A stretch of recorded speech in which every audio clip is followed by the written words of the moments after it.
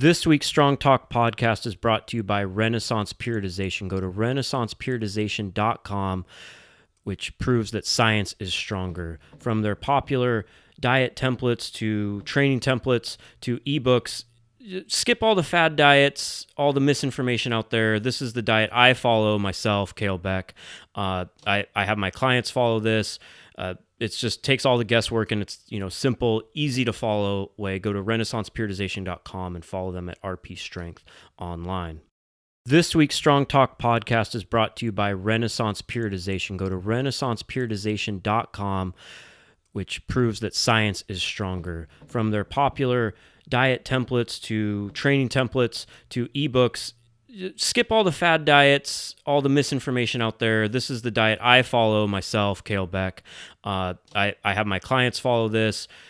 It just takes all the guesswork, and it's simple, easy to follow way. Go to renaissanceperiodization.com and follow them at RP Strength online. We're also brought to you by startingstrongman.com. Go to startingstrongman.com for all the latest news and information on the sport of strongman and for strongman training. Go to store.startingstrongman.com for from training gear, knee sleeves, wraps. We got them from Cerberus, SBD, Spud Inc. We got ebooks like The Cube Method and Built by Mike Westerling. We got everything you need to train for strongman. The truck pull simulator, training templates. Check out our training templates, proven programming for the sport of strongman at just $15 a month. But if you use the code STRONGTALK, it's just $10 a month. Go to store.startingstrongman.com for all of your strongman needs. Go to startingstrongman.com/sponsors to support companies that support strongman and support us and support the Strong Talk podcast, so you get these episodes every week.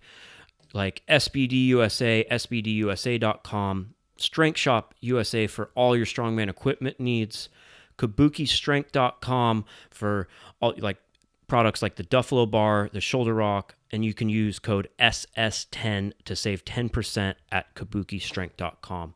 Go to barbellapparel.com for the best fitting jeans for strong people such as yourself, and use code StartingStrongman to save 10%. If you'd like to support Starting Strongman, please go to startingstrongman.com/sponsors. Click at the bottom of the page. You can click the Amazon and Rogue banners before doing your shopping. We get a small percentage of the sale, and it helps keep Starting Strongman and the Strong Talk podcast going. Really appreciate it. Again, go to startingstrongman.com/sponsors for all of the great companies that help make this show possible. Boston Jacobs, you're on Strong Talk podcast with Kalle Beck and Mike Battolino. I think have you taken a little bit of time off from strongman lately?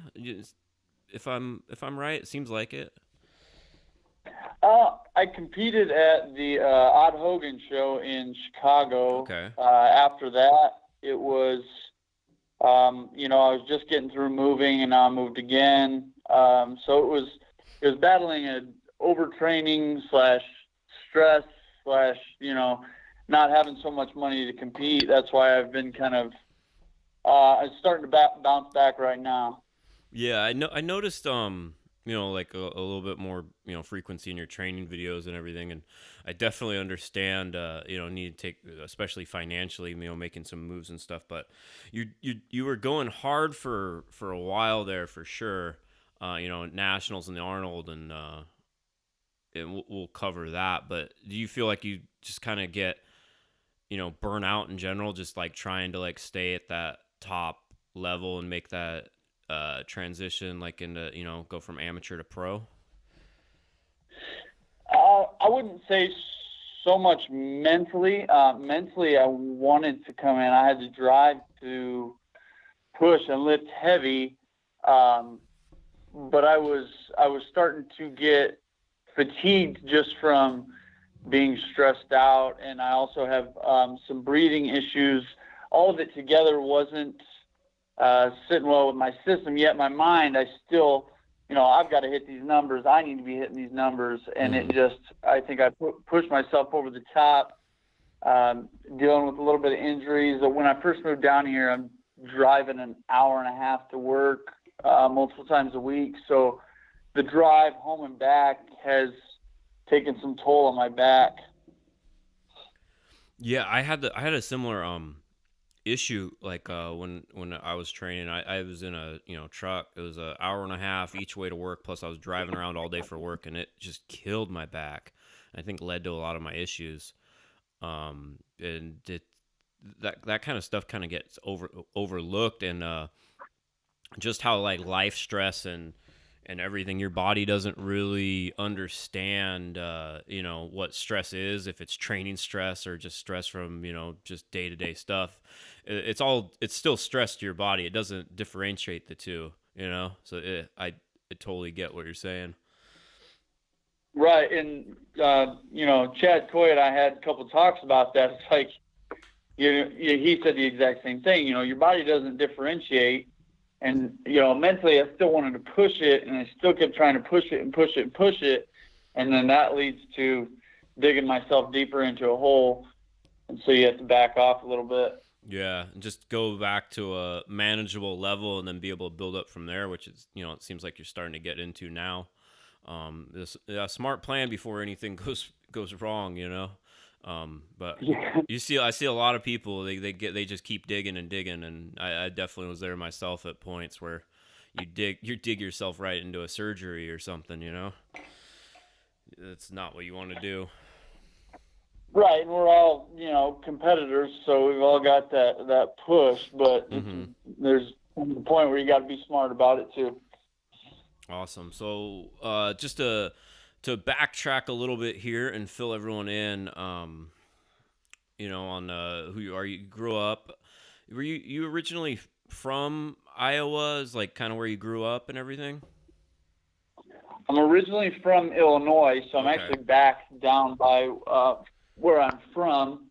I moved to Iowa to go to college. Went to school, graduated, and then stayed there a couple years afterwards. Okay. Gotcha. That makes a little bit more sense. And I saw you were I read some stuff about you and everything, and you started off a good athlete from pretty much I'm guessing since you started playing sports, then you got into wrestling. um how did so first off, like, let's just talk a little bit about that, just growing up, having that drive to be a competitor, and then you know I'm not trying to figure out where I'm going with this. Yeah, so you have you're obviously a good athlete. Yeah. You have a drive to compete. Um, then you find strongman with that. Like, so I feel like a lot of people have that weird that lag between when they go from like collegiate or school athletes, and they kind of get in a slump, and then they find something like strongman as something you can do after your normal athletic career for most people kind of is over. How do you find that transition? Right. So, going through school, I wanted to be a coach when I was done. I wanted to coach wrestling because Mm-hmm. the making it to the professional level, quote unquote, is like the only thing afterwards is the Olympics, pretty much for wrestling. So it's if you want to stay around the sport, you got to go coach. So that was my Sure. goal, was to be a coach when I got done. My dad has always been my coach through wrestling. My grandpa's coached me, so it was falling in that line. I wanted to stay around the sport and be around athletics and staying active. Um, the way I found um, strongman, I just went to the gym. I mean, I had to pick up lifting. Lifting was something that I had been pretty good at.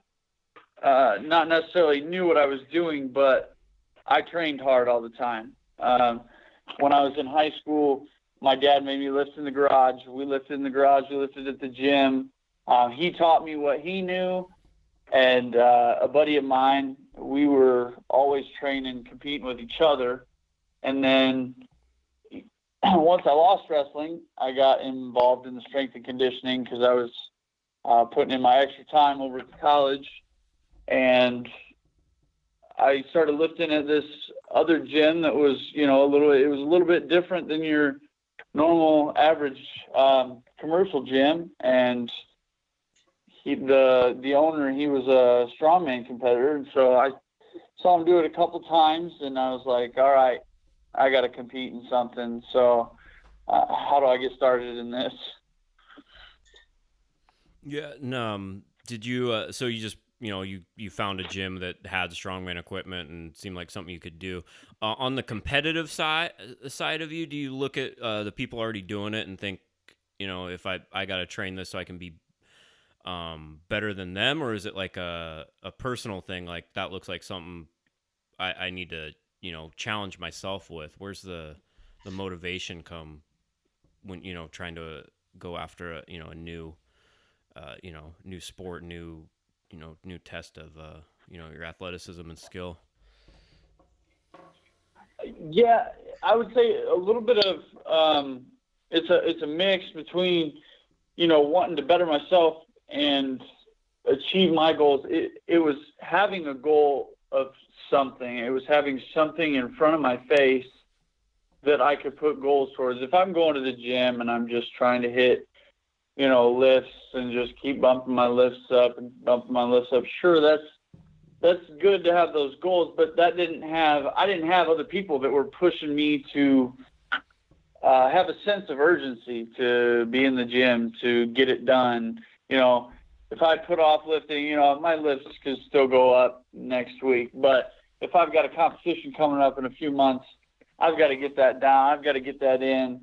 And then the other side of it was, my drive to help people. It was a drive to climb that ladder so that I can have a platform to speak to people on that, we're in those dark times, and they see this person who, look what he did after he came back from, the situation that I was in. Mm-hmm.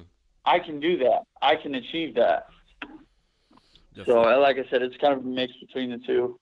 Yeah, I totally get it. To talk about that, what you're alluding to is, and you've been very public about it, so I don't think I'm speaking out of turn or anything, but, you've talked about, and you messaged me, even years ago, about some of this stuff, but you attempted to take your own life after your college wrestling career ended, and was it just dealing with depression in general? Like, I feel like that's something that everyone has a thought of in their head to some degree, even if they don't want to talk about it. I feel pretty much everyone, at least, it's like a little glimmer of a thought bubble you have. But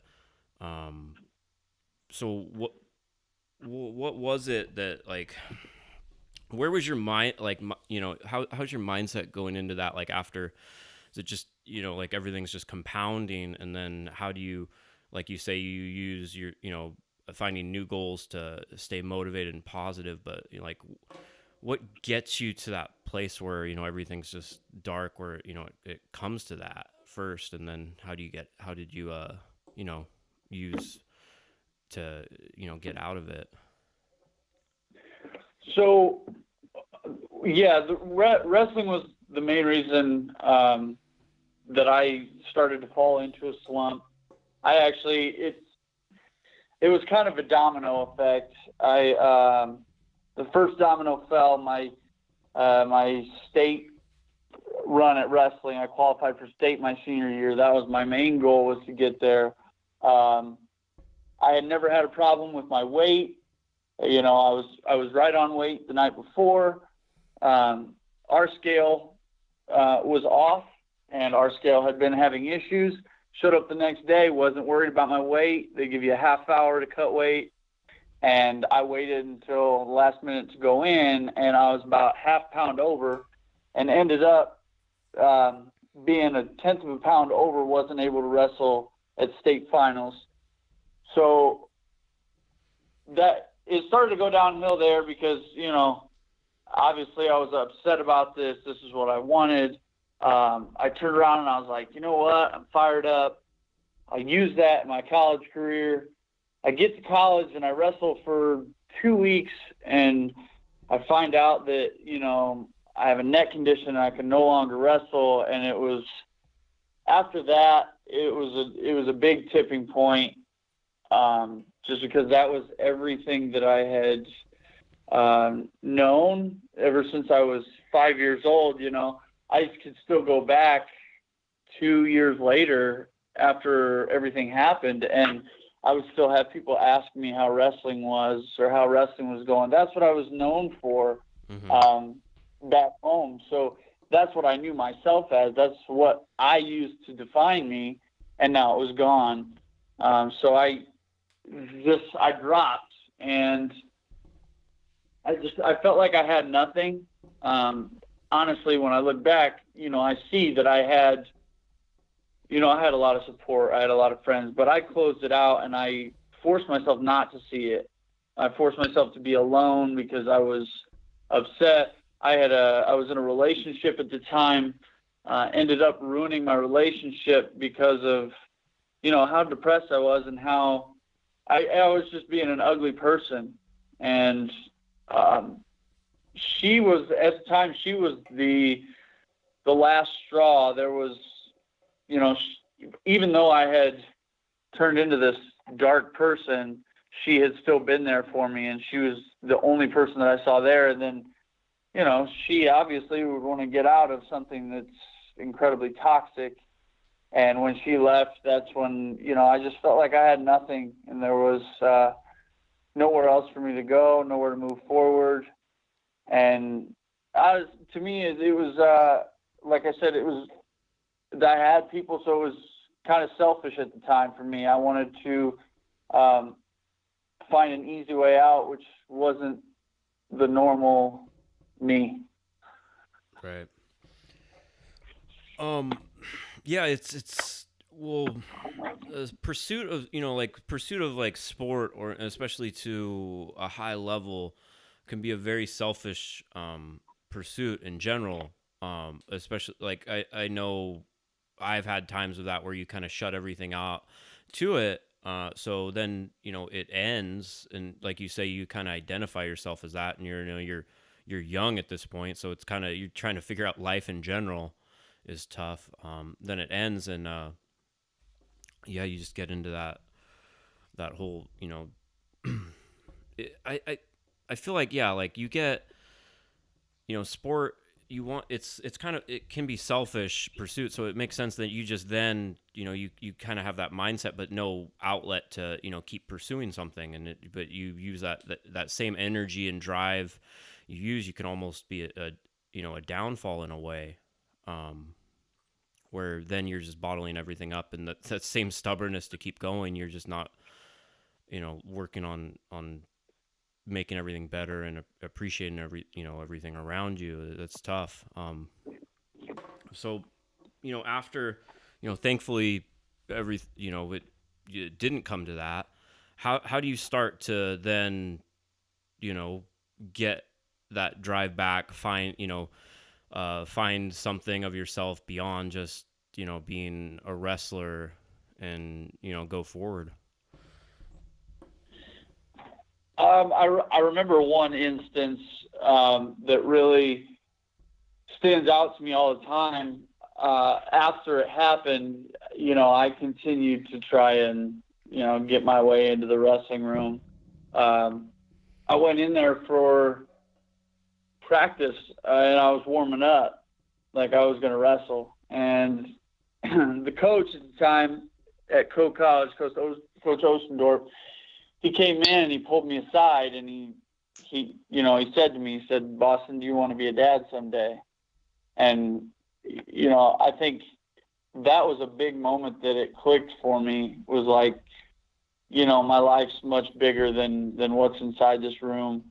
Mm-hmm. Some of the guys were even, they were still coming to me for, asking helps with lifts and things like that. And I never really saw it until it was like, hey, your life still has meaning beyond this. You aren't defined by what this is. And that's what kind of clicked in my head to get me moving. After that, I didn't try to wrestle again. Um, I knew that I had to find some meaning. I had been drawing a little bit. I didn't draw so much. I doodled through high school and things like that, but nothing too big. I went and got my second tattoo, which at the time I designed, it was 4 letters, SMSB, for strong mind, strong body.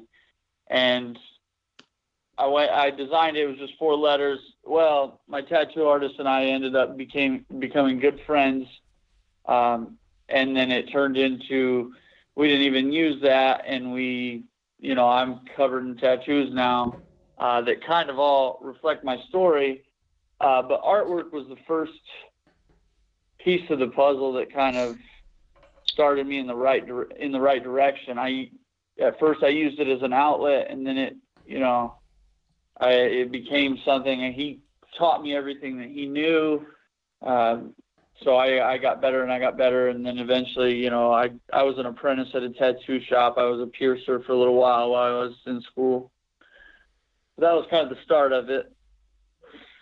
Did you feel like it helped to just exercise a different part of your mind, where it's like the creative side versus, just using, sports and physical, side, like just to find a different part of yourself like that?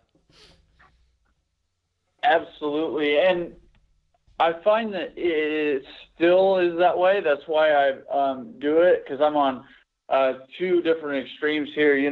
I go to the gym. It's intense.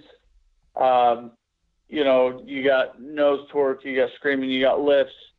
And then, when I'm at home and I'm doing the artwork, I've got calm music on, everything's quiet, I'm in my zone. It's kind of recouping from all that energy expended with the intensity through the day. Training people is not really a relaxed type of atmosphere. So this was my getaway. This was my escape. And then through the artwork, I could make my world whatever I wanted to be. I could draw anything. I could put anything on a piece of paper, or whatever I wanted to see at the time is what I could, throw down. Yeah, it's interesting. And when you talk about your artwork, like I know you do the custom designed shoes, which are really cool. But do you do any? We'll talk about that. But do you do any work other than that? Just like for your own, like what's that consist of? Like just what you do on for like your own self, not like for business. Yes, I do here and there. I do. I'll draw. My favorite is to do, stuff with colored pencil on blackboard. That was a big thing that my tattoo artist did, and I love that. So if I need to have an escape of my own, I'll jump in. I'll do some of that just to kind of clear my mind and not be like, ooh, I got to get these done for this person. I got to get these done for this person. It's just relaxed. And like I said, that gives me a choice of, I can make it whatever I want it to be. I can I can try new things, and just kind of relax my mind a little bit. That's awesome. Yeah. And how did, I think for doing, just custom like shoes and doing your artwork on them, that generally ends up being like Chucks, because I feel like, it seems like they're a good canvas for it. But how did that come about that you, started doing that? So I had a buddy in college. He gave me a ratty old pair of Vans and was like, "Hey, do you think you can put something on these?" And I'm like, "Okay, I'll give it a shot." I had some permanent markers, so I was going to try to do it with that. I didn't have. I wasn't a painter at the time at all. I'd never painted anything. In fact, I had 2 art classes in college, and at the time I had actually just dropped my painting class. and we'd only been started for a week because, well, I was taking 2 art classes, not as an art major, and my professor of both of my art classes said it'd probably be a good idea to drop down to 1. So I gave up the painting class, but I had paid for all of the utensils. So, like I said, I started with permanent marker, and then that wasn't sticking. So I was like, well, I'll just use these paint brushes and this paint that I have. And I ended up painting a pair of shoes. They were an American flag pair with an eagle, and he loved them. And then he actually ended up coming back to me to do a pair for his girlfriend as a gift. And so that's how I kind of got kicked off in that area. It still wasn't pretty big for a little while, but that's when, people started to come to me and say, hey, would you want to do a pair for me or, my girlfriend or something like that. And just kind of went from there. Have you seen this, the artwork he does on the shoes, Mike? Pretty cool. So you sent it to me last night. You sent me the Dragon Ball Z pair. Yeah. And those are sick. And then I saw the Teenage Mutant Ninja Turtles, and those are awesome. Are you done with those ones? The Teenage Mutant Ninja Turtles? No, I'm not. And actually, a buddy gave those to me in college, and I'm just doing those pair for fun for him. So I've actually had those for a couple of years now and hadn't really done anything with them. He just said, you know what, whenever you have time, go ahead and throw those together. And I found the image that I want to do a long time ago, and I was like, I know it'll take me a while, but I know how I want these to look. Is there do you have like a YouTube for it, or how do people see your work? I've posted a couple of my time-lapse videos on YouTube. Okay. Mostly I do it through my Instagram or Facebook. I had a shoe page on my Facebook. I'm not very good at managing other pages, so they get posted on Instagram or Facebook usually. Okay. Yeah, I'd keep if you do the time lapse, I keep posting them on YouTube though, because like I am like the furthest thing from any sort of artist. Like I can barely sign my name, you know what I mean? But there's something like watching the time lapse video. I enjoy it though. Like I'm like, oh, this is neat. I know, like I don't get any of it, but it's just there's something cool about watching it happen. So the Hulk pair, do you have another picture of those? Those are awesome. Yeah, those are actually one of my favorite pair that I've done. Because one side of those alone took me about 8 to 10 hours by itself. So yeah, there was a lot of work put into those. Yeah, and if anyone, you can go through them and find them on your Instagram, which is Bo_Jangles22, right? And yep. Yeah, so they're interspersed there with the lifting and all the normal stuff, but yeah, they're pretty cool. Yeah, you can tell a lot. Like 8 hours, that's crazy, but a lot of work goes into them. And you made these the Star Wars pair for Spencer Remick? I did, yes. Yeah, those are badass. Those might be my favorite of all time. How long did those take? Yeah. How long did that take? That's crazy detailed. You know what? I didn't have the time down, but it did take me quite a while. I've had those shoes for, like I said, quite a while. But just I'm a huge Star Wars fan too, so I just wanted to put the best thing on there that I could. So he didn't know what he was getting on them. I just, they tell me what they want, and then I look up the images that, I think would look coolest on the shoes and just replicate it. You ever done weightlifting shoes? No, I have not. I have done some leather ones, but no weightlifting shoes. I imagine I'll find a way to put something on anything. I mean, that's no problem. It's just a matter of finding a way to do it. But I did do 3 leather pair For the Lillet bridges, all I had to do was take the leather off, take the leather finish off, put the paint on, and then put a finish back on it. Nice.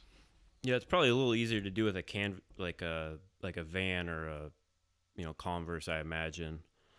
Well, Kale knows how much yeah. I'm into like matching colors and sleeves. Kale knows. Yeah. So Mike's the biggest gear whore in strongman, and that's saying something. not the biggest. There are a couple that challenge me, but I have far too many of everything. Yeah, so we just definitely get it. That's the whole reason I did this podcast, because he's gonna just try to color match every single one of his outfits to some shoes, and you can help him make that happen now. Yeah. I'm thinking about it. Oh yeah. Make sure everything matches. That's why I asked if you could do weightlifting shoes, because I have 3 pairs of Addy Powers for some reason, because every time one of the colors went on sale, I was like, yeah, I could use another color. Sure. So the white pair is not very worn, and I could use some paint, I guess. So Yeah, we'll see. So you'll be a level up from all the other gear whores, because all of your stuff will match. It'll be custom too. Right? It doesn't matter how well you perform it, and it matters how well you look. Some truth to that, man. Yeah, but talking about performing. Let's when you got into strongman, how you've competed at nationals, you compete at the Arnold, you've been there, up there at both. But how did you take to it quickly? Coming from wrestling and a good sports background, or? Yeah. I transitioned pretty well. I definitely wasn't the strongest, but I was an athlete, so getting used to the movements, and I enjoyed it. I spent a lot of time doing, your typical bodybuilding regimen before that, and then so being able to get back into doing something that was athletic and having a team in the gym that you're really competitive with definitely helps that as well. What events did you were like your favorites right off the bat, and which ones did you despise? I love axle clean and press, and I like the deadlifts, and stones were ones that I took pretty well to and enjoyed. The ones that I didn't like, I'd say I hate car deadlift. Mm-hmm. We'll have to stop the podcast now. Sorry. That's Kale's bread and butter. I don't even know if I like it. That's the thing. But like if you tell me if I like it, like it's just I get the lift and it works well for me. So I totally get why someone wouldn't. I think that's the problem is, I don't remember the last time, maybe USS Nationals, the first Nationals was the last time I did a car deadlift. Mm-hmm. But just to train for it, we had a car deadlift, but I didn't hit it that much. Just because you got to have like 5-6 people just to get it out, and a car. Sure. So I think not being able to train it as often probably didn't help the fact that I didn't like it. Yeah, it can be it's a pain in the ass, and it's a weird event. Like, it was so prevalent when I started in the sport, and it was at nationals for like 6 years in a row, where I figured you better, figure it out and get good at it. And now it's just kind of like I don't even know if it exists anymore, but it's coming back. Like I said, I don't think people like to get it out. I don't think people like to get it set up. Yeah, it's definitely. And then having somebody sponsor it and bring their cars in, Well, I've got my, Mike is always going to have a car deadlift once a year at his competition in April, because I got a car deadlift and there's a sketchy story for that. And then I got a car and there's a sketchier story for that. Both of them involving near-death experiences. So, yeah, my car deadlift is going to get used at least once a year. Yeah. And I still need to Mad Max my car. So I don't know if you've ever done that for painting, but that could be another thing. Just spray bomb a whole car up. Oh, definitely. Definitely. I want saw blades coming out the top. Yeah. Yeah, those car deadlifts are a scary thing. I was driving one over from our garage and had it back of the truck, ratchet strap down, and I hit a bump and it busted the ratchet strap and flew out of the back of the truck. So, oh! Dude, this happened. Oh, yeah. This happened at a training day I did. Like one of my first strongman days too. Is we're driving and it like totally and it like almost took out the whole bedside of a truck. Yeah, they don't transport well. So a quick story is when I picked up Brian Barrett was kind enough to let me borrow his car deadlift. This is before I bought mine, and this is what caused me to buy one. So I texted Barrett. I was like, hey, can I pick it up after I come back I was doing USAPL Nationals in 15.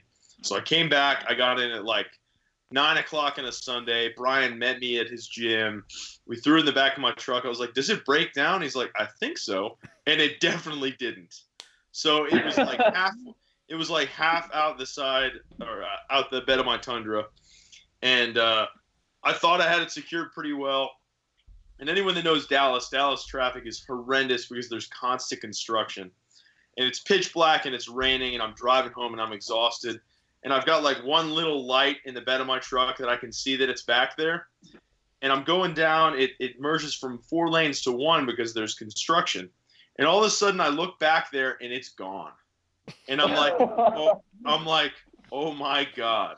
And you know that feeling like this is it. Like my life is over. Like I just killed someone with a car deadlift. Yeah. And I pull over to the side of the road and it's hanging out the back of my truck. And it smashed my tail light, but it was still there just hanging out. And I was like, oh my God. And I drove to Home Depot. The only thing I could find is like 200 feet of twine. And I wrapped it up. I put it like through the cab. I was like, okay, at least if it flies out, I'll see the twine fly and I'll have some time to react. But it was the slowest 2-hour drive that became like 3.5 hours. God, it was awful. Yeah, I think that sounds about right. I think you need a trailer to transport a car deadlift. Yeah, you need a trailer for a car. There's another thing you need with a car deadlift. That's why they don't go to competitions anymore. That's why they're not around. Definitely something other than twine too, I'd say. No kidding, Mike. Well, it wasn't quite twine, but it was pretty close. I mean, I was like, is this all you have? She's like, yeah, we're sold out. I was like, oh, this is not going to be good. I think only in Texas does a Home Depot sell out of ratchet straps. I had a ratchet strap on there. I just wasn't as confident. Like, you know how you still have like a little bit of movement? I didn't want any movement. Yeah, for sure. Yeah. I still get chills. Anyway. Good times. So, like, once you start competing in strongman, how soon were you go to that, that level where you're doing your first nationals and all that? Like, was it within the first year? No, it was. So my first year that I started the nationals was in Texas. But I think before that I only did 1 or 2 shows maybe, and my first one was novice. The next year I actually qualified for Reno in August, and nationals in the fall. I'm like, I have no way to train for this. I'm still fairly new, no way to be ready in time, and I don't want to fork over the money to go to Reno and just get my ass kicked. So I did qualify that year, but I didn't go. Kept training hard through the next year, and then in the spring we were kind of running out of contests, and my dad and I drove to Pennsylvania. I competed over there and qualified for my first NAS nationals. And it happened to be where you were living that year too, right? So. Yeah. It was. I got I mean, we got lucky. It was in Iowa 2 years in a row, so that was pretty nice. It worked out well for you. And you were competing at 200 then? I did, yes. I believe my first year I competed at 200. It go pretty well. Actually, you know what? I think I did go 231. I ended up I got fifth place that year. Yeah, fifth in the 231 class at your first nationals is not bad at all. It's damn good.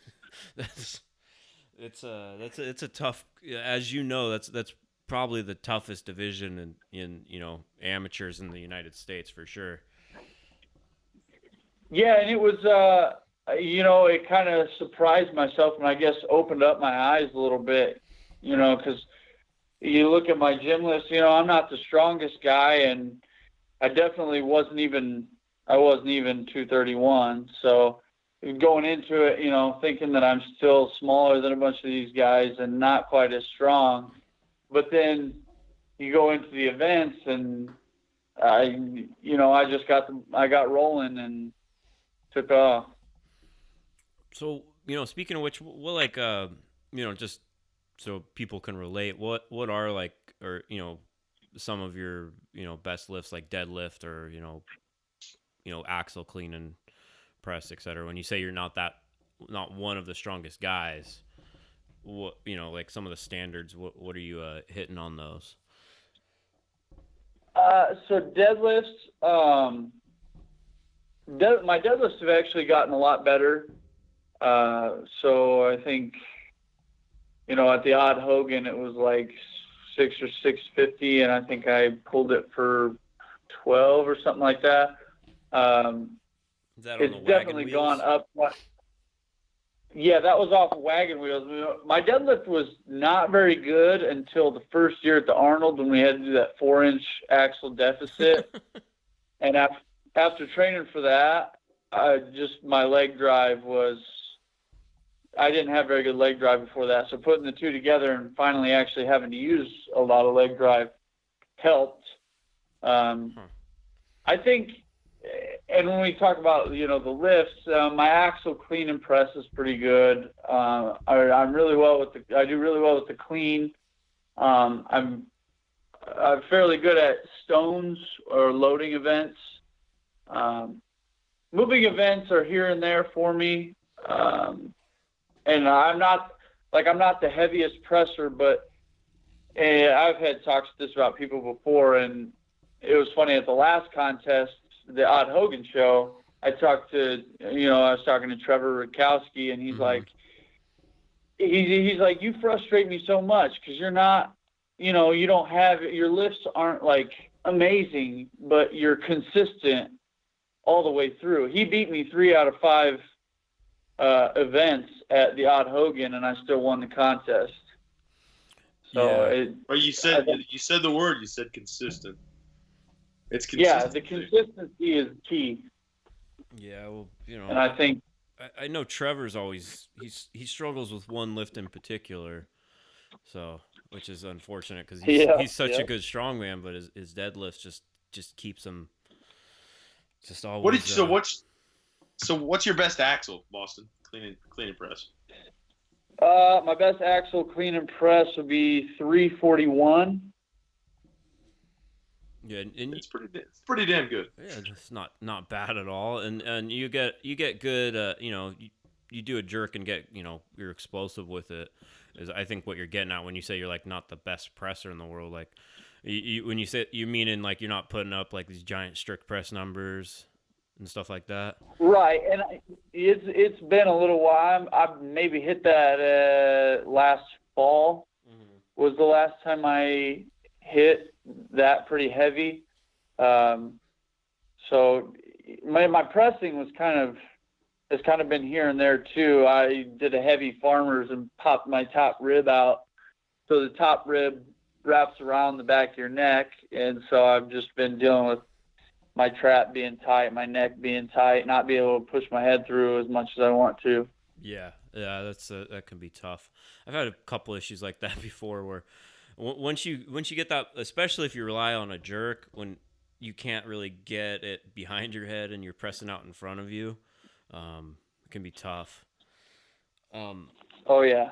So then, like you get fifth at your first nationals. You get a sense of like, damn, I could probably be really good at this. I imagine. You're right there. You're kind of sniffing the podium. When you go back to training and then you go to the next one, like, did you have a whole new perspective and drive, goal and drive after that? Yeah, it gave me, some confidence, but at the same time, I still felt like, I'm still an underdog, and going into the next one would have been, we trained hard for the Arnold, and I wanted to do the same thing. This was my first Arnold, and I wanted to make some noise. Fifth is okay, but it just made me want it even more because I was just inching closer and closer. And how did that Arnold end up going? That Arnold, it went pretty well. I ended up getting 8th at the Arnold in the 231s for my first year. It's not too bad. And what did you hit on that deadlift, on that deficit deadlift? 4-inch deficit.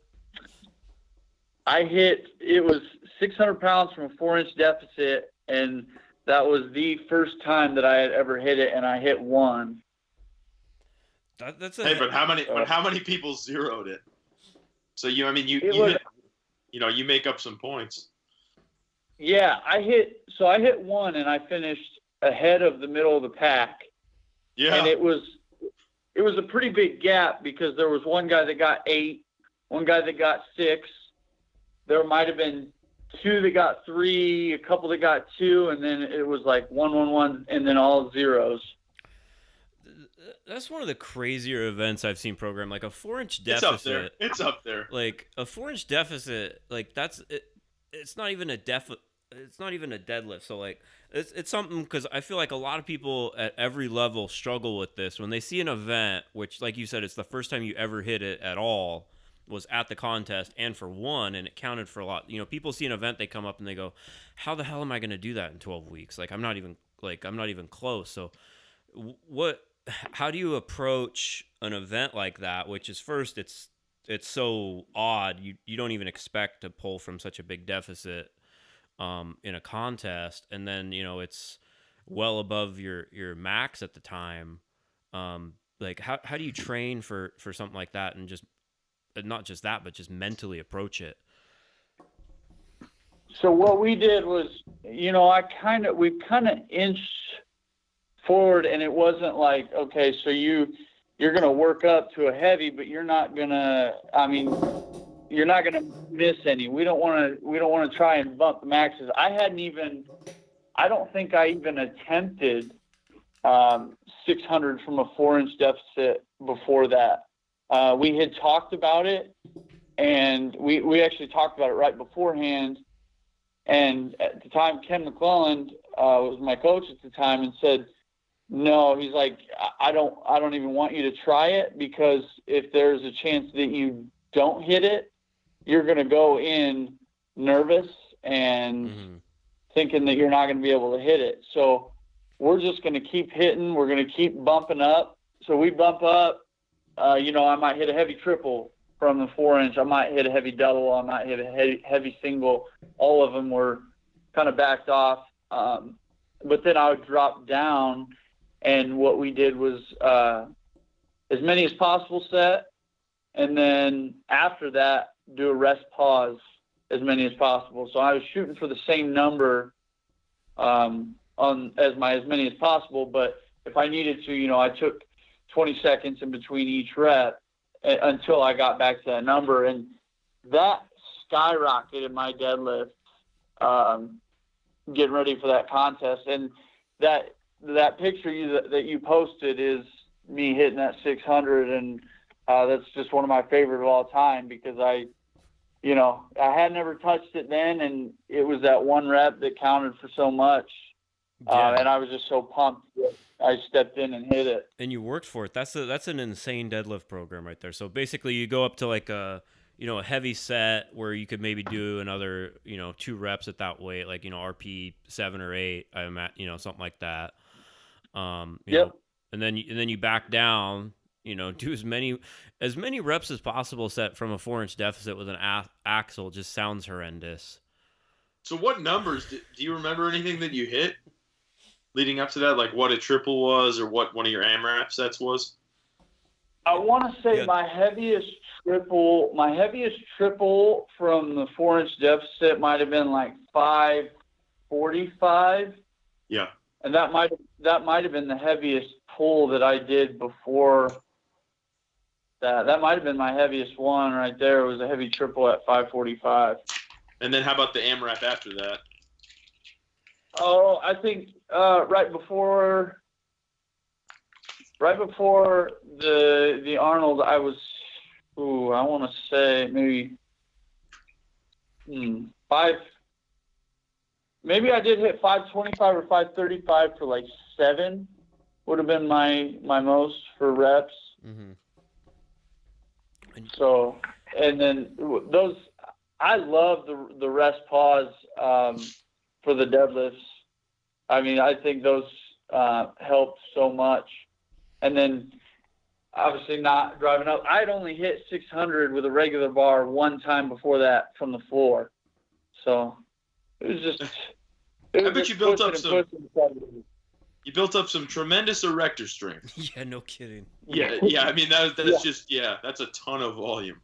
Yeah. So on the rest pause, just to clarify it. So you're doing the same weight you did for the as many reps as possible set, and then you're just you're taking a break in between reps until you hit up, like let's say you hit 500 for 6 or something on your many reps as possible. Then you're doing another set of 500 and just getting to 6 however long it takes. Yeah. So and then I don't start with the rest pause. Say I hit 500 for 6. Sure. I'll do my reps until I feel like I have one more left in the tank. Mm-hmm. If I get to 6 again, that's great. Do it that way. But let's say I hit 3 because I'm already fatigued, and I feel like I might have one more. So then I'll just take that 20 seconds, and then I'll hit 1. I'll take 20 seconds, I'll hit 1, and then I'll take 20 seconds, and I'll hit my last one just until I get up there. Yeah, you definitely have a nice healthy back to train with that kind of method for sure.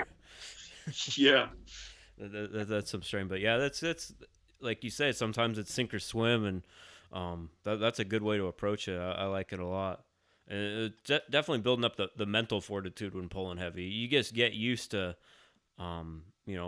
lifting big weights fatigued, which a lot of time, a deadlift and strongman is going to be your 3rd, it might be your 6th event. So, you're not going to be fresh going into it. Yeah, absolutely. Then, going forward after the Arnold, am I just totally off the mark here when I thought then you competed at nationals as a 200 at some point? Or did I just imagine this? Have you always been 231? No, because when I started strongman, I competed at 200. Okay. Or no, I competed at 175 when I started strongman. Oh, no kidding. And then yeah. So I actually, when I went to college to wrestle at 165, and I was sitting around about a little under 175 maybe at the time, and then strongman, I just made a little bit of a cut to 175. Mm-hmm. The Pennsylvania show that I qualified for nationals at, that was my last show at 200, and that was the worst cut I've ever done in my life. And so when I went to nationals, I just went 231, and so after that it was 231s, except for USS nationals. I competed there twice at 220. Mm-hmm. Gotcha. Yeah, I think I knew somewhere in there that you're doing at 231. Then So the next year at nationals, I feel like you got fifth at nationals, you got eighth at the Arnold's. You're like, you go in a little, you're expecting a little bit more. People are paying attention, a little bit. Was it a different experience than just having no real expectations? The previous year.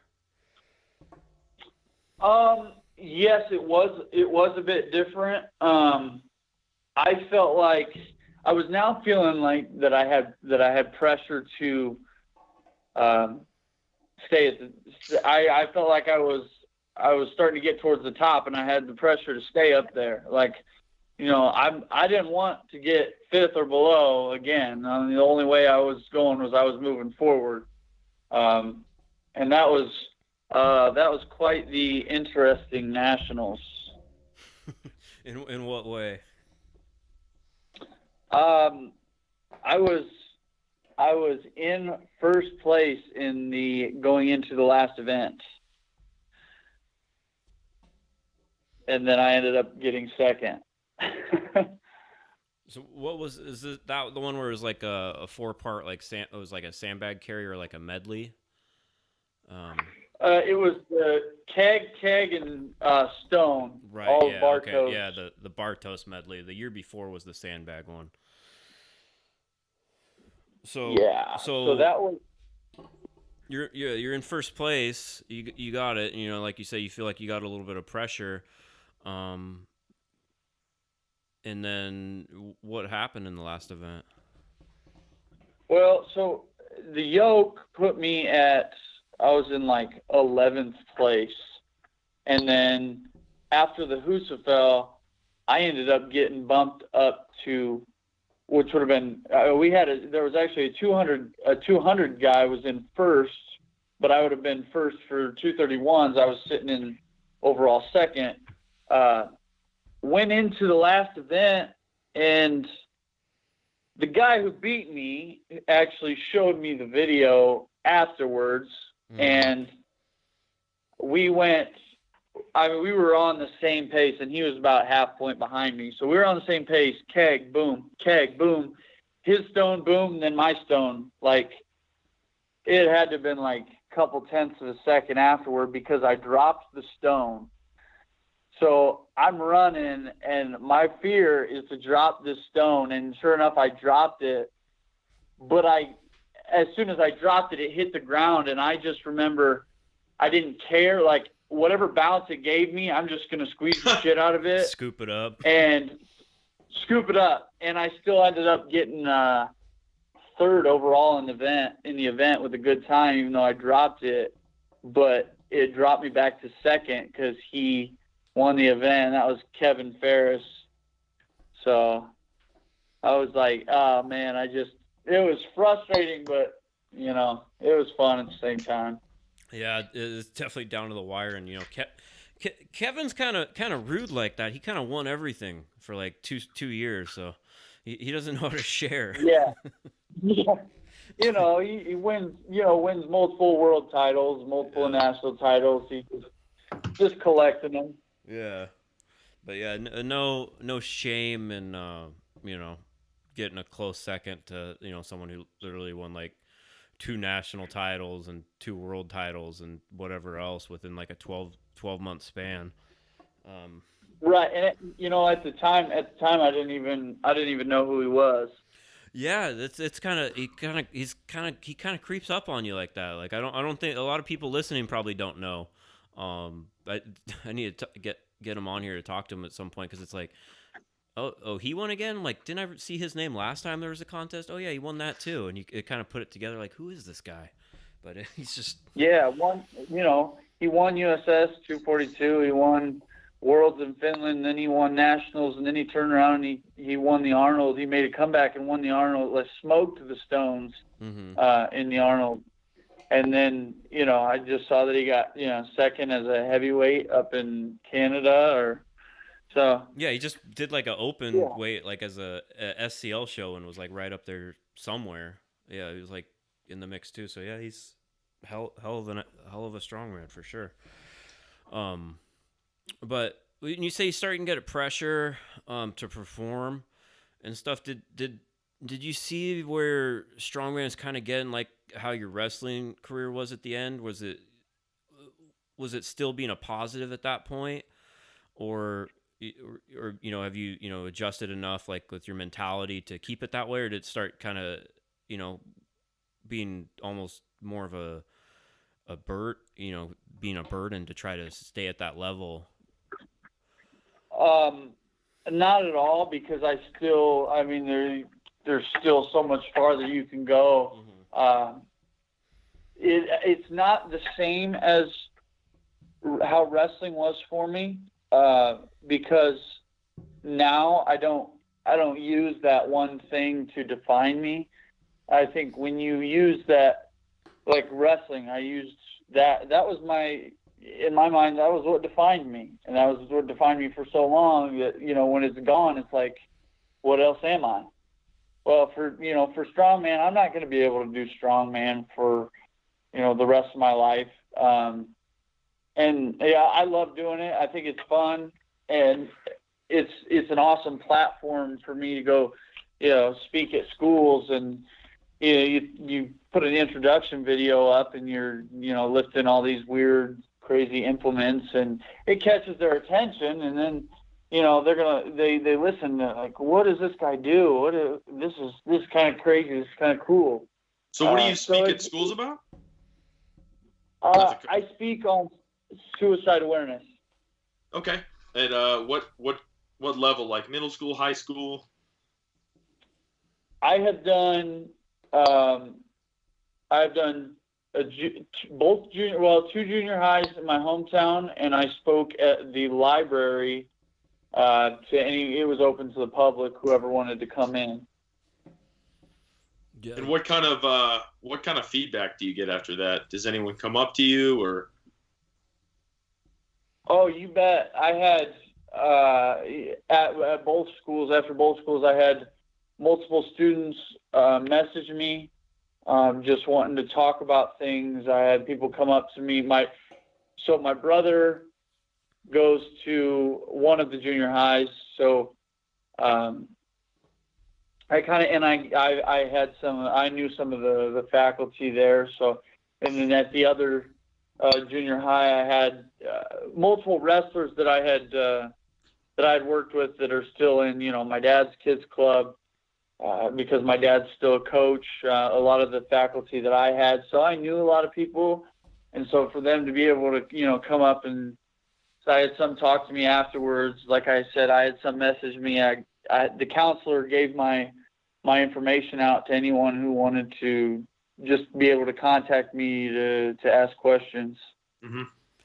That's awesome. Yeah, that's awesome. I'm glad you're using strongman as a positive, and you're keeping it fun, and like it does give a good visual impact if you're trying to get people to listen to what you have to say, especially when it's important. You're like, hey, here's all this stuff I've done, since I've battled with this, and you're talking about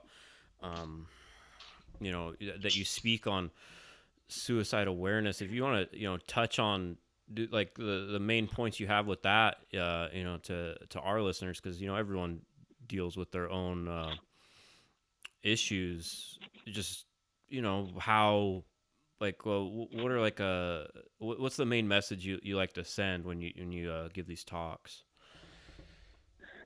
The biggest thing that I talk to people about is productivity. So just being active and pursuing what you want to do. I can't make you better, and I can't give everything to you when you're down, in the darkness. This has to be something that you have to do yourself. So that comes from goal setting. So I think my coaches and, my dad, they always pushed goals. So I always had these goals. Well, when I looked at the point in time where I fell into that darkness, I didn't have goals. I didn't have anything I was looking forward to. And so that's why my mind was consumed by everything that I couldn't do or couldn't become, because I had nothing laid out ahead of me on what I wanted to do or wanted to become. So when I go in there, I just, and I've had multiple talks with people. What I do is I have them lay out 3 things. Usually they say, I'd say 3 or 4 if you want to, but I say 3 things, and they have to lay out 3 things that they've always wanted to do. And it can't be a hobby, because you can't really set goals for hobbies. So it has to be something that you can pursue. And then after they set those goals, I have them look at, what is it going to take to get these goals accomplished? Like, so what are my shorter term goals? What do I have for that what are my steps to get me there? And then once you have that, then you look at your resources, like what's available to me in the public, or what is around me that feeds into those steps, which then feed into those goals. And so for each of the 3 things, you have multiple goals. And then for each of the goals, you have multiple steps to achieve each of those goals. And then for each of those multiple steps, you have all the resources that you can think of that could, whether it's, it has something to do with reading, like, okay, there's a library, or you have a bookstore, or you have a friend who owns a book on that. That's kind of how it all leads into. And it's interesting because I'll sit down with somebody, by the time they're done, they've got an entire sheet of paper filled with words. And then I tell them, and I say, this is what's been right in front of you the whole time. Yeah. But, and I didn't do anything for that person. They just did that all in front of me. Mm-hmm. All I did was guide them. Yeah, it's we can be our own worst enemy a lot of the time, and you get caught up. Something seems insurmountable or so far away.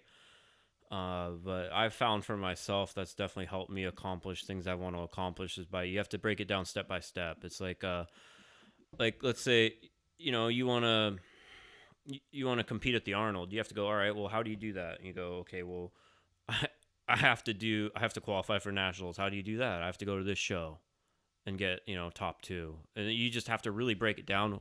How do you do that? And then, like you say, what resources? Like, you can then go, read about it on wherever. You can find, coaches in, your area. And it could be even simpler. Like, I want to lose 10 pounds. Like, you need to just, you need to break them down step by step. And I found the same thing in business.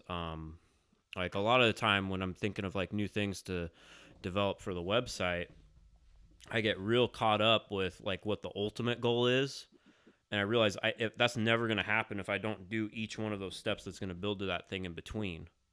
So you have to look at what's the immediate thing you have to do. Sometimes it's as simple as, like, I have to get up and I have to pack my gym bag the day before so I don't have to worry about it. Like, it's that simple. And the more you can break it down, then you can do those easy things and these easy things, and then it becomes routine. And before you're actually doing it, instead of, like you said, worrying about all the things you can't do. There's always something you can do, no matter what your goal or this current life situation is. There's something. The better foundation you build, the better you're going to be able to build on top of that. Yeah. So. Well, it's just changing your mindset in general. Just you start thinking about things differently, and some of these things, like you're talking about, they might be things that take a decade to come to fruition. Like if you say, like, I want to buy a house, like, there's a lot that goes into that, but sometimes you have to take steps back. It's like, okay, I need to pay off all these debts first. Like, that's going to take some work, but it's never going to happen if you don't do that first. Yeah. And with those goals, it's like you said, it might take time, but what it does is it consumes your mind so that you're not sitting in a room, once again, just thinking about all the things that you can't do, or thinking about how depressed you are, or how bad the time is at the moment. Sure. If you have those goals in front of you, like, your mind's occupied because you're out doing that. You're out trying to pursue it, which doesn't allow you to stop or slow down. That's the key word there, which I was going to bring up, is I feel like probably most of the goals that we set for ourselves in life, you could say fail at, but I don't feel like that's really the point of life. Like, Like if you say like one of my goals is I want to be, I want to win the Arnold. I haven't done that, so you could say I failed, but that's not where the benefit, it was pursuing that. It was going after it, Yep. like you can't control an outcome, but you can definitely try. And where I feel the benefit of doing anything is the pursuit of it. Where you grow. Yeah. Yeah. And then you realize that you learn your lessons from that. Like I can tell when you brought up that, you're first going into that event, and then the last event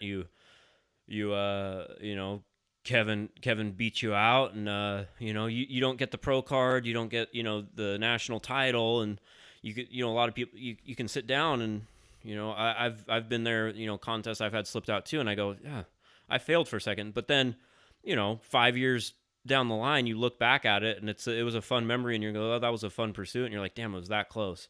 And you still have little regrets, but it was like you still have regrets, but it's the memories and the pursuit of trying to better yourself and accomplish those goals you set out that's really important in the end. Whether you actually Right. do or not. Right. And it gave me, from that comes new goals. And so my goal after that was not only to go do well at the Arnold, but I wanted to beat Kevin because he beat me. And so we became good friends after that, but I still, I talk my trash. Yeah. That's and that's all the fun. That's one of the most fun parts about it is looking at someone and be like, I want to wipe the floor with this person this contest, but then still being like be like, I can't wait to hang out and have beers with them or whatever you do afterwards. It's definitely a fun community and sport like that, and it can be used positively. But yeah, definitely gotta. You have to keep moving forward. Like I know myself, I get a lot of questions, obviously, through the website and on social media, and people have some lofty goals, and I've asked them similar types of questions like that. Like, people, like I'll get some guy will, email me and be like, I want to make it the world's strongest man one day. And I'm talking, this is some guy that maybe even deadlifts 405 and is like, haven't done their first novice competition. No, they haven't done anything.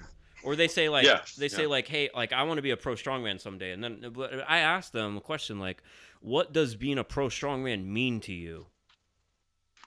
And then that's gonna help define how you go after that. Do you even know what that goal really means? Like, are you going after this because you just want to be on on CBS Sports on some random Thursday, and you think it's going to come with a bunch of money and you're going to travel all over the world?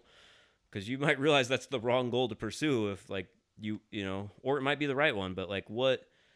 And then someone they might sometimes they email me back and I just want to be as strong as I am, and I'm like, well, that's not exactly the same thing as you want to be on world strong. You want to make it to world's strongest man someday. So you just got to work on that, and it might end up leading to what you saw the goal as. But that was like in their picture board was world's strongest man. That's the strongest version of myself, which is great.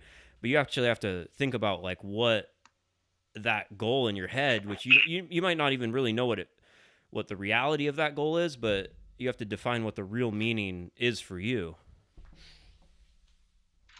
Well, and I don't know if you remember this, but a couple of years ago, I messaged you about, hey, I think I was asking about, getting sponsored, or what do I do to get on a team like, Juggernaut Strength Training? Yeah. And you came back, you messaged me and was like, keep writing more, keep getting yourself out there. Just keep filling yourself with knowledge, and then spilling it out. Be a teacher, be a coach. And so I think that was one of the steps that helped kick me into gear to start doing the stuff that I do. Not only just for strongman and posting videos or doing seminars or things like that, but also getting out and talking about suicide too. Yeah, no, I remember.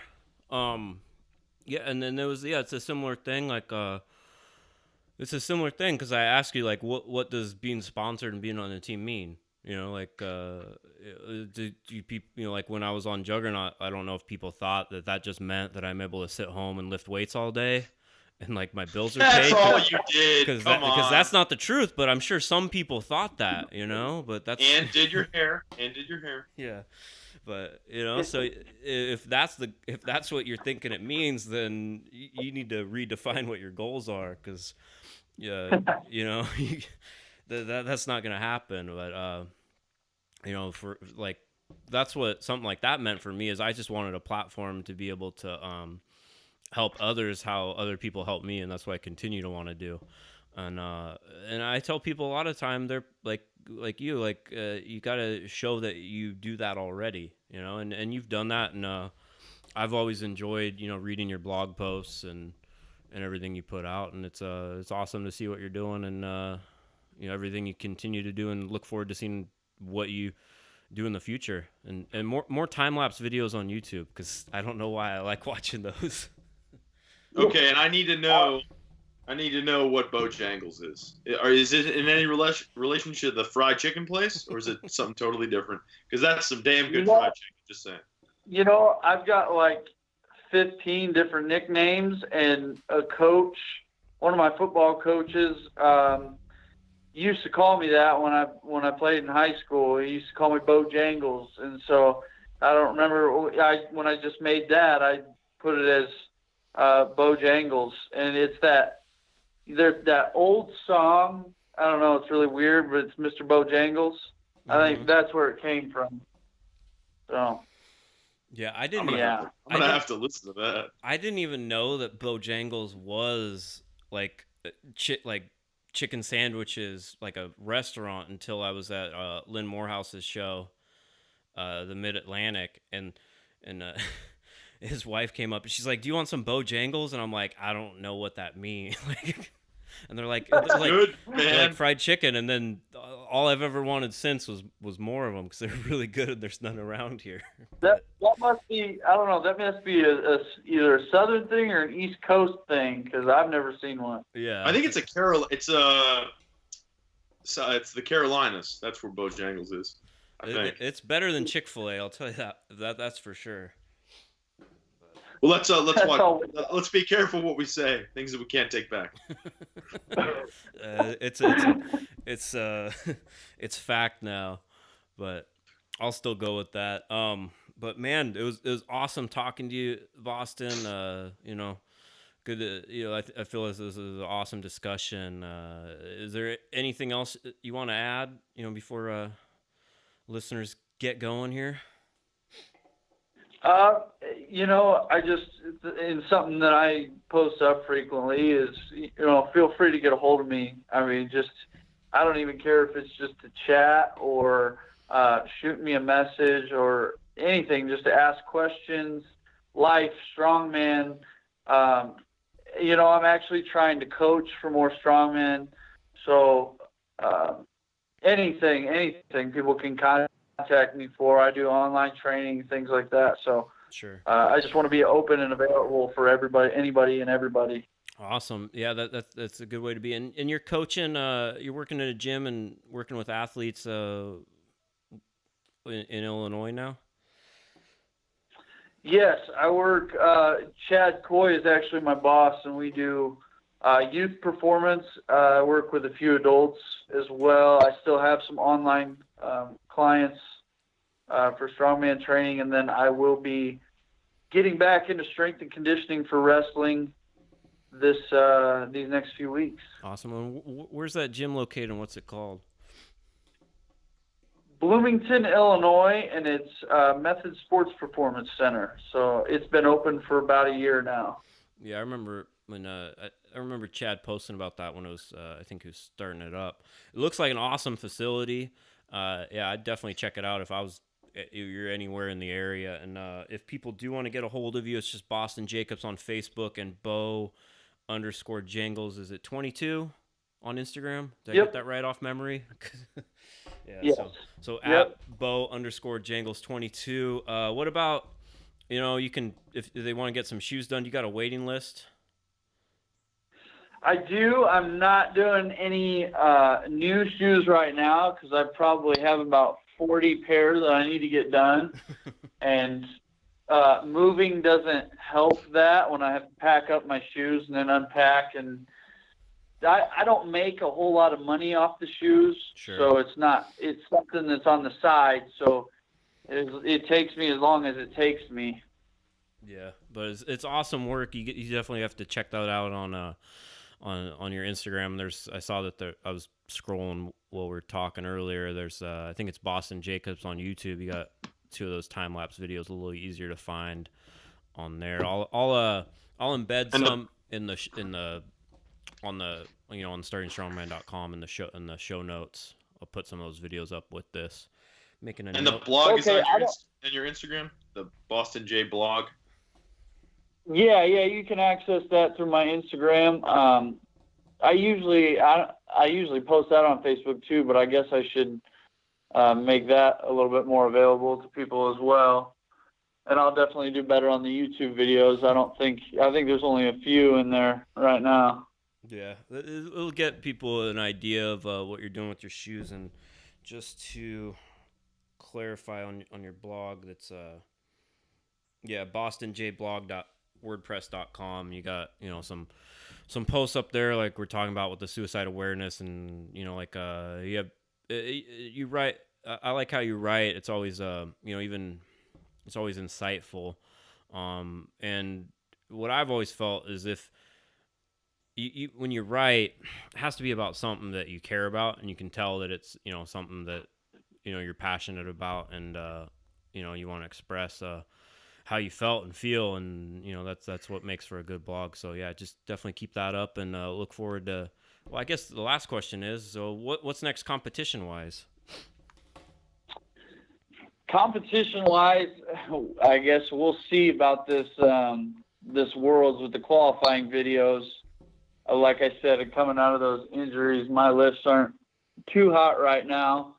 I think I just got done with like 20 sets of deadlifts today because I actually talked to Aaron Fondry this morning. And but besides that, I did qualify for the Arnold through the Ed Hoggins show, so okay, I will be competing at that. So maybe official strongman games in December.